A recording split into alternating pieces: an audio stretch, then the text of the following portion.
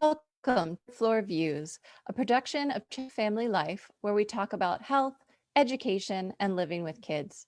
I'm your host, Janet Jefferson.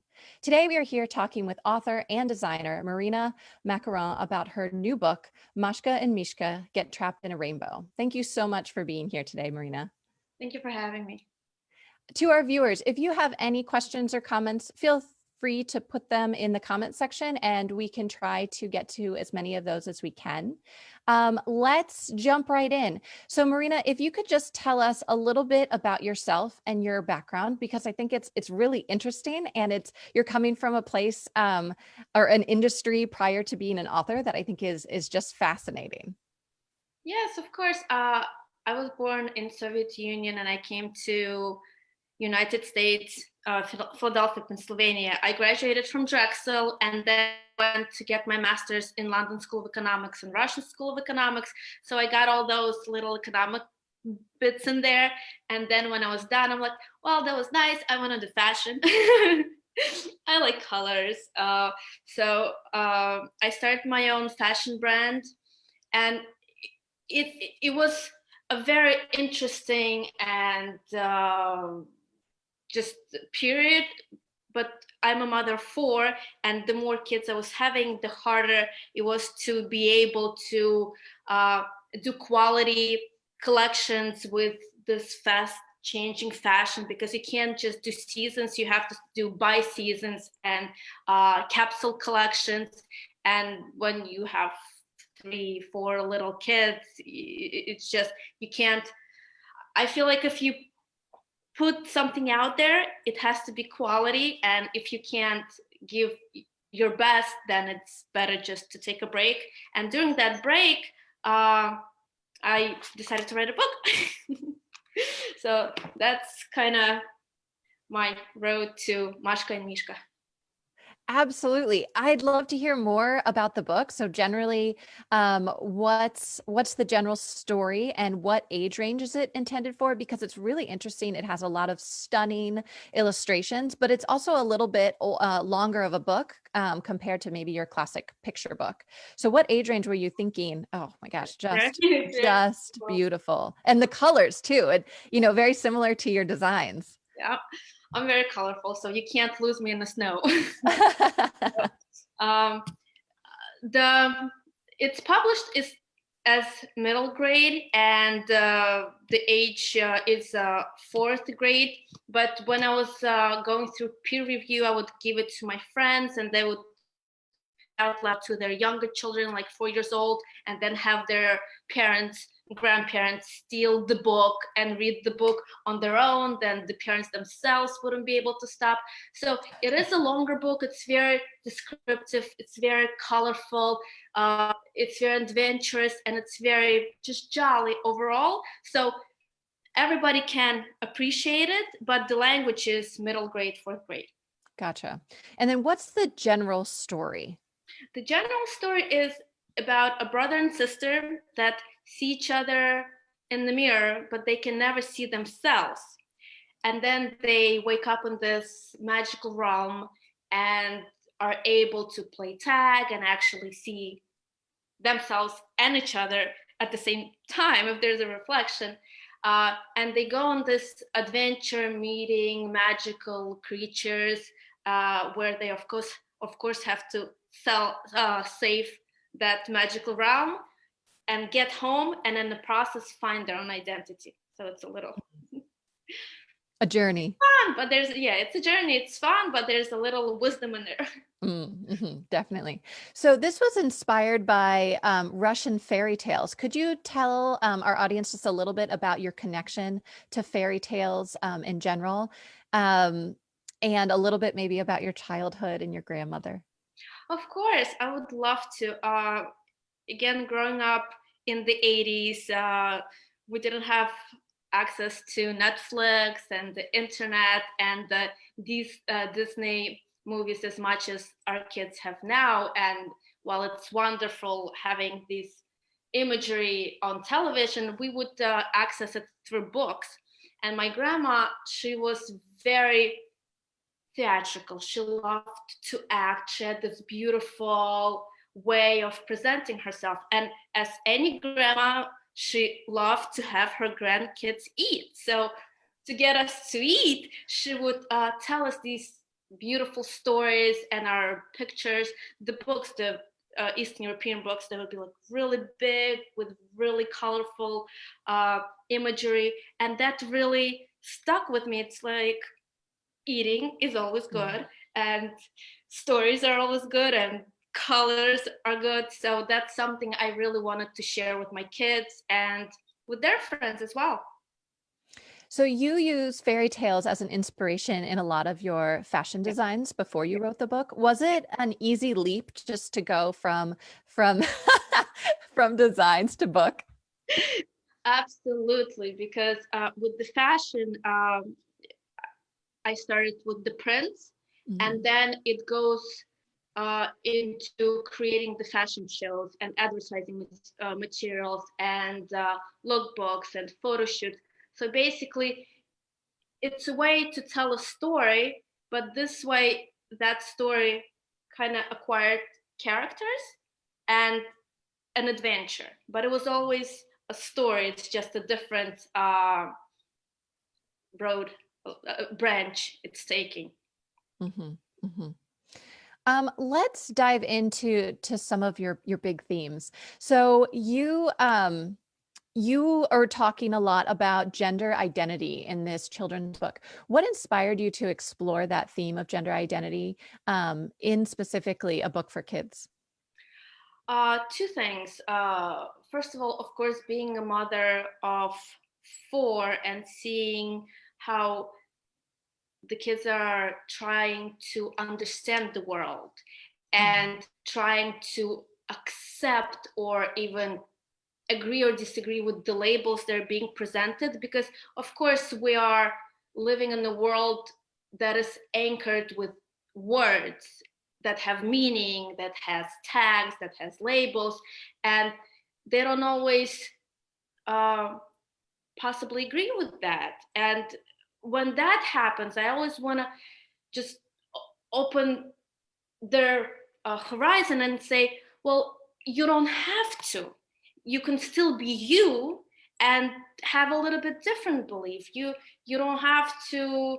My son was very concerned because he loves Adam Sandler, but every Adam Sandler movie is you have to be married and you have to have kids, and that's something he just noticed. He's like, Mom, I don't want to be married. So I'm like, you don't have to get married right now. Or it's just a movie. And he's like, but why are all the movies like that? Like, you have to do it. And I'm trying to explain to them, you don't. The only thing you have to do is be true to yourself, kind to the world, and just do the best you can do with your time and knowledge. And as long as you're not hurting anybody, you don't have to, repeat Adam Sandler movies. Oh, I love that. So it's really rooted in your own experience as a mother and trying to grapple with these themes, these ideas that your children are going through themselves. Of course. Um, what role have you noticed that gender identity plays in the fashion industry? Do you find, in your experience, does it stick to really strict binary roles, or do you feel like it's much more fluid and flexible and it explores some more gender bending? Well, and I think thankfully, and I know a lot of people are not as ready and do not agree as much, but I think if you are more open about it, for example, a woman can wear a blazer, she can wear a man's shirt, she can wear a tie, she's been wearing pants for decades, and that's fine. And men from Scotland and Japan and Dubai, they can wear dresses and skirt, and that's okay. But if somebody else wears it, and why is that not okay? I mean, you can be a skirt in pants, you know what I mean? And you can be a suit in a jumpsuit. It's how you present yourself. It's not what's in your body. And I think I really welcome uh, just my sons. Sometimes they play around and they'll steal my daughter's skirts and they'll put them on, but it really doesn't mean anything. it doesn't classify you as anything. It's textile that is, made a particular way. So I really hope that in the future people are going to be more kind of open to the not binary. Definitely. Yeah, it's interesting that you talk about or mention other cultures, and how it's much more acceptable traditionally to wear an example of a skirt, and that's not necessarily true traditionally in the United States. Do you find in Russian literature that there is more acceptance of being open to different gender identities? Absolutely. Sadly, not. Hmm. Uh, Russia has a very long way to go to be more tolerant and acceptant of it, because there's a lot of ignorance behind. There's a lot of just negativity and violence, and I don't think that is something that could be an open discussion right now. Mm-hmm. It's especially Russia is a very big piece of land. So if you're talking about Moscow, maybe somewhere in Moscow, it some people can get away with things, but Mm-hmm. if you talk about little small towns, they have decades to go to catch up even to the conversation that the United States is having right now. Mm-hmm. Um, so you tackled some other interesting topics as well, such as that are connected as well, but such as self-discovery and acceptance in the book. What's the overall idea that you really want kids to think about or discuss while they're reading this? Of course. So that goes back to maybe my own perception and my own childhood. Again, from the side, I'm blonde and pink and I'm little and I'm all bubbly and I'm supposed to be, wearing tutus, but I always ran around with the boys and I climbed trees. And there was always that label that I had to play with dolls and I couldn't do this. And why am I wearing dresses? Why am I wearing, why is my hair up? Why don't I have enough makeup on my face? What am I at? So it's something in the book. The moral is you have to be comfortable with who you are, and you will be loved and accepted as long as you're true to yourself. And that way you can grow and not be in this limbo, and you're not going to lose time trying to please somebody that's never going to be pleased because they're always expecting something that doesn't exist. A little deep. No, it's great.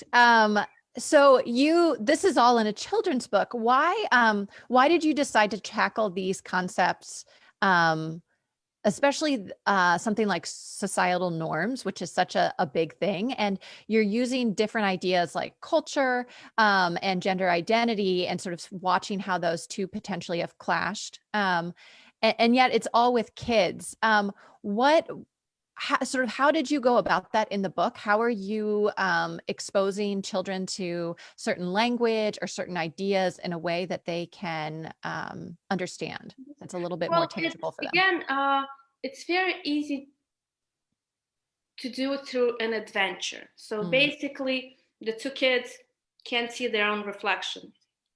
And then they are in the magical land where they kind of can see and touch each other and see their own reflection. And the whole idea, they want to get home. Because what do we always want to do? We want to get home to whatever there is. To each person, there's own home. But every time we feel like we're off balance, we kind of want to get back to that balance. And there's an adventure. And through that adventure, while everything could be colorful and jolly, they're noticing things. They're saying, oh, somebody's on the side is making a comment. And at the end, they realize it. And well, I'm not going to say what's going to happen at the end. No spoilers here. Yeah. I'm not gonna say if they got home, how they got, but the end is actually very interesting. Even my son, he was very excited about the end, and he helped me with few ideas. He's a big skyscraper fan, so I made a whole flower skyscraper city. So that was supposed to be his favorite chapter, but then he's like, my last chapter is called The Awakening, and he was, Mom, I love The Awakening. I'm like, yes. That's nice. So being a mother of four and having your kids involved in this process, what do you think your role as a mom, how did that really impact how you wrote this book? Did you think it changed your perspective and if had you written it earlier? Of course. How we were brought up, and again, it has to do a lot about Soviet Union and just different cultures. We were kind of molded. We had shells of expectations and goals, and like you have to. This is you, and you kind of have to go through this path. And I thought that's the way you should do it. But now, as a mom, I understand it's a human being, and even though I want it to belong to me, it doesn't.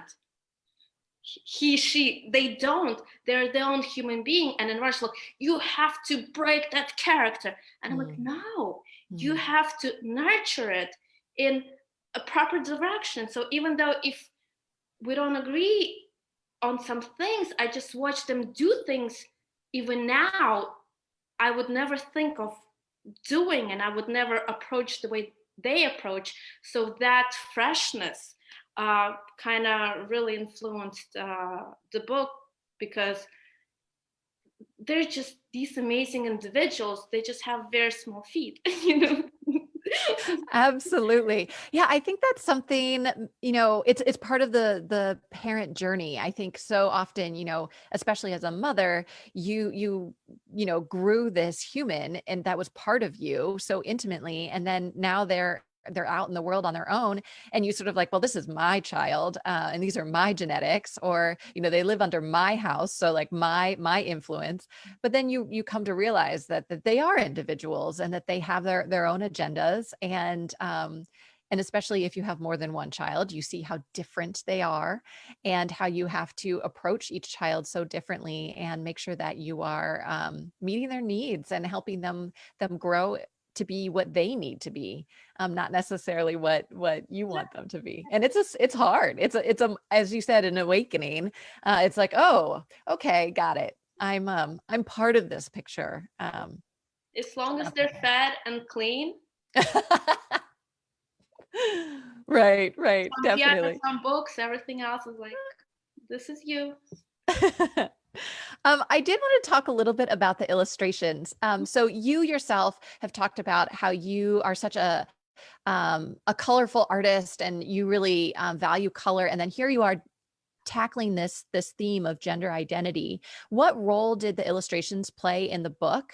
And what sort of impact did they have on the story?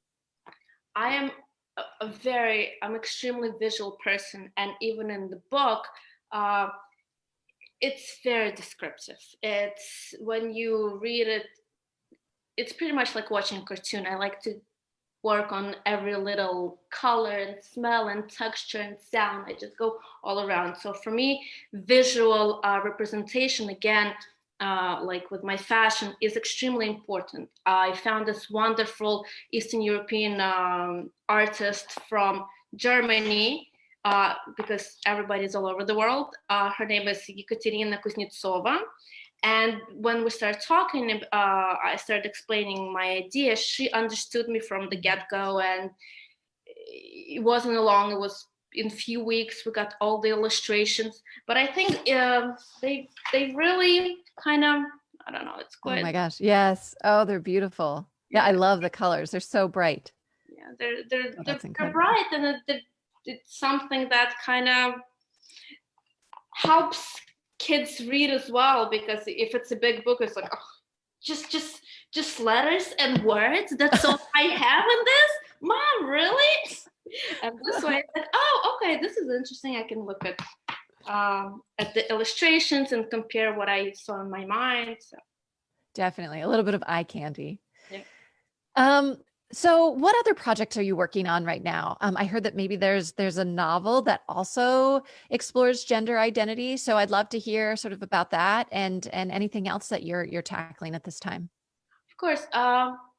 About 14 years ago, even before I started my fashion, I finished all my masters, I got married, and I was in this uh, kind of space where before I was extremely busy, and now I had all this time and I didn't know what really to do with myself. So I started writing a novel, and it's a novel where the characters have no gender identifiers. It's they call me them, and they have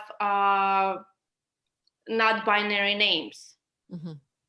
And it's just a story for everybody. You can go in as a female seeing a male and a woman, or you can see it as a woman and a woman, or a male as a male. And it's just something for everybody to experience without having those anchors and labels of he and she. Because when we even just say he without wanting, we have that imagery in our minds. And when it's them, it's like they, them, like, okay, so now I have to really understand this character. Like, what can the feelings be? What are, you get the pure kind of emotion without those little stereotypes. I love that idea. I love that idea how everyone, as they're reading it, they can experience it a little bit differently. Mm-hmm. So when is that book available? I'm still working on it. I want it to be just perfect. Mm. And nothing is ever just perfect, so maybe we'll have the second series of this before I'm gonna have that. But I feel like I need this beautiful view of the forest and the proper wooden table with the little china tea little cups, and just sit there in the wilderness and just type. And now I have 4 kids that are like, mama, so So not quite yet. no tea. Are you considering doing a sequel Yeah. to Mishka and Mashka? Yes, very That's much. exciting. I think uh, the characters have a very nice room to grow, and that realm as well has a lot of interesting things and details that I even myself am interested to discover. Hmm. Well, that's exciting. That's exciting for people who read the book and want more. Well, thank you so much, Marina, for joining us today to speak a little bit about your book and to talk about gender identity and social norms. So everyone, make sure that you check out Mashka and Mishka, Get Trapped in a Rainbow. Thank you to all of our viewers and listeners. Make sure that you visit chesapeakefamily.com for any up-to-date local information on home, health, and living for today's Maryland parent. This episode will be archived on chesapeakefamily.com in both video and podcast format. I'm Janet Jefferson with Chesapeake Family Life and Third Floor Views. Thank you so much. All right, thank you, Janet.